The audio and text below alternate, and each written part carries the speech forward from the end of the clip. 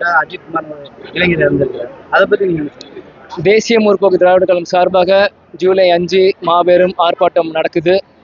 இது தமிழ்நாடு இது தொடர்ச்சியாகவே இருக்கு. இதை ஆளும் அரசாங்கம் தான் இது கவனத்துக்கு கொண்டு வரணும். வெறும் லா அண்ட் ஆர்டர் பதவியை சிஎம் கண்ட்ரோலில் வச்சிருந்து எங்கேயுமே எப்பயுமே லாக் அப் டெத்ஸ் வந்துட்டு இருக்கு. ஆனால் இன்னைக்கு முதல்வர் ஸ்டாலின் அவர்கள் தொலைபேசியில் அவங்க தந்தை தாயாருக்கும் அவங்களோட தம்பிக்கிட்டையும் பேசின நியூஸ்ல பார்த்தேன்.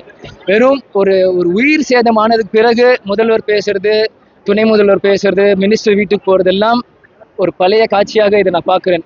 இது ஏன் ஆக்ஷன் வர்றதுக்கு முன்னாடியே அந்த கரெக்டான கவர்மெண்ட்ஸ் இருந்தால் ஒரு உயிர் எதுக்கு தேவையில்லாமல் போகுது.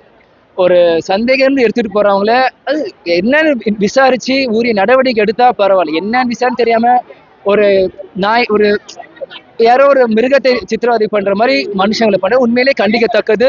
இதை மக்கள் தான் சிந்திக்கணும். அவங்க தான் வருங்காலத்தை சரியான தேர்வு செய்யணும். நான் தெரிவிக்கிறேன். ஓகேங்களா?